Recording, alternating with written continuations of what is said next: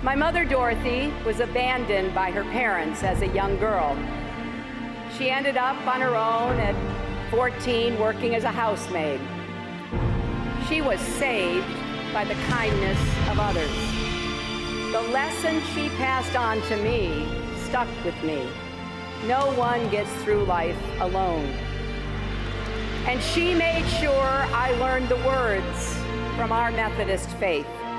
Do all the good you can, for all the people you can, in all the ways you can, as long as ever you can. So I went to work for the Children's Defense Fund, going door to door on behalf of children with disabilities who were denied the chance to go to school. I went to South Carolina to investigate the plight of 12 and 13-year-old boys imprisoned alongside grown men who had committed serious felonies. In Alabama, I helped expose the racism of segregated academies. In Arkansas, I ran a legal aid clinic that provided representation to poor families and prison inmates who could not afford it. I've been your First Lady, served 8 years as a senator. Don't let anybody forget what happened here. Then as Secretary of State. But my job titles only tell you what I've done. They don't tell you why. My mother taught me that everybody needs a chance and a champion. And I still hear her voice urging me to keep working, keep fighting for right no matter what. Human rights are women's rights. Gay rights are human rights. I wish my mother could have been with us longer. I wish she could have seen Chelsea become a mother herself. I wish she could have seen the America we're going to build together. An America where a father can tell his daughter, yes, you can be anything you want to be, even President of the United States. It's a simple but powerful idea. We believe that we are stronger together. To be great, we can't be small. We have to be as big as the values that define America. And we are a big-hearted, fair-minded country. We teach our children that this is one nation under God, indivisible, with liberty and justice for all.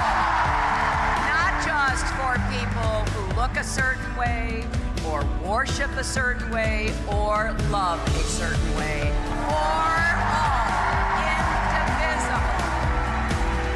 As I look at American history, I see that this has always been a country of we, not me. E pluribus unum. Out of many, one. Ever since 13 squabbling colonies put aside their disagreements and united because they realized they were going to rise together or fall separately. What are you going to do about all this bullying? This election really is about who we are as a nation. I care about people with disabilities. It's about millions of Americans coming together to say, we are better than this. We won't let this happen in America. I'm scared that people think. Here, come here, Ben. I'll do everything I can, and I'll fight for you as hard as I can. And if you agree, whether you're a Democrat, Republican, or independent, I hope you will join us. If you believe diversity is America's strength, not America's burden, join us. Black Lives Matter. If you believe the minimum wage should be a living wage, join us. If you believe no one working full-time should have to raise their children in poverty, join us. If you believe that climate change is real, join us. We will defend all our rights, civil rights, human rights, and voting rights, women's rights and workers' rights, LGBT rights, and the rights of people with disabilities. If you believe that every man, woman, and child in America has the right to affordable, quality health care, join us. If you believe we should finally guarantee equal pay for women, join us.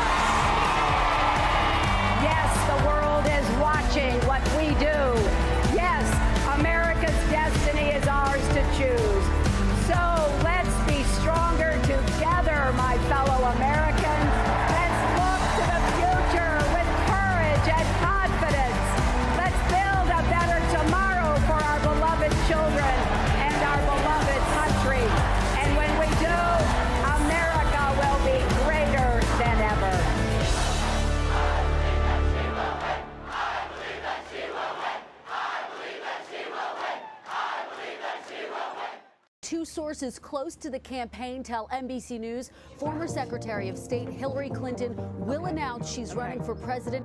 Okay, let me do it one more time. I know you think I'm crazy. You're right. I'll be more serious. I got a deep perk. And we're rolling. Okay, whenever you're ready. Everyday Americans need a champion, and I want to be that champion. This afternoon, with a 16-word tweet and a 2-minute video, Hillary Clinton managed to electrify the race for president. Who knew Hillary Clinton likes herself a good road trip? She has traveled from New York to Iowa in what she has dubbed her Scooby van. Thank you, guys. I've spent my life fighting for children, families, and our country, and I'm not stopping now. Hillary Clinton campaign officers, welcome to Brooklyn. I tell everybody in my car to vote for Hillary Clinton. Well, you're my kind of man. Breaking this hour, the nation's highest court ruling that requires states to allow marriage between same-sex couples. This morning, love triumphed in the highest court in our land. This year, there are a lot of candidates. Martin O'Malley, Hillary and Bernie. More than a dozen Republican governors and senators. And the always outspoken real estate mogul and reality TV star Donald Trump. Oh, Val. I wish you could be president. Me too. Are you wearing those shoes on stage? Are they? I'm sorry. No. I mean, honest to God, do you think anybody talked to Bernie's shoes? The American people are sick and tired of hearing about your damn emails. Thank you. Me too. Madam Secretary, you're welcome to answer the question. I wrote a whole chapter about this in my book, Hard Choices. I'd be glad to send it to you, Congressman. What's happening in Flint, Michigan.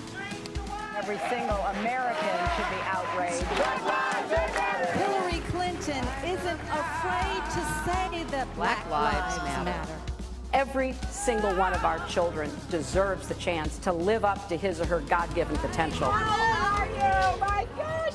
All right, it's finally the real thing tonight in Iowa. You can feel the energy. This one is a close race. Hit refresh.